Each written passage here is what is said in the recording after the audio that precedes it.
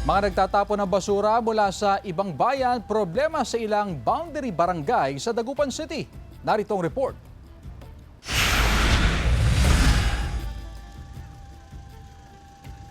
Halos araw-araw daw na problema noon sa barangay Salisay, Dagupan City ang mga tambak na mga basurang basta na lang iniwan sa gilid ng kalsada.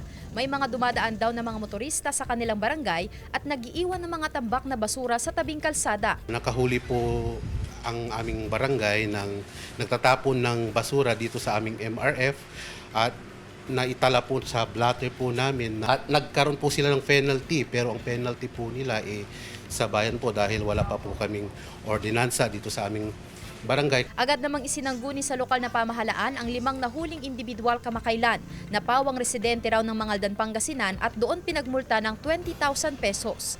Dahil dito, araw-araw at gabi-gabi nang may nakatalagang tanod sa MRF at iba pang sityo upang maiwasan ang pagtatapon ng mga basura ng mga dayo. Every may nagpupunta pong tanod doon at meron na po kaming inassign ng mga segregator upang mabantayan ang aming MRF. Mahigpit din ang pagbabantay ng City Waste Management Division sa mga barangay sa lungsod. Ang problema natin, ma'am, hindi lang Dagupinyo ang nagtatapon doon.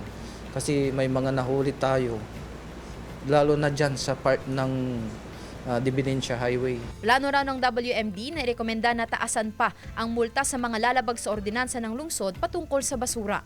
Ang mga bisita po natin dito sa Dagupan po, sana po i-manage po natin ang basura kasi dito sa Dagupan po, mayroon po tayong task force disiplina na kung saan nagmumonitor. Kasama si Daryl Peralta, Sandy Salvacio, One North, Central Luzon.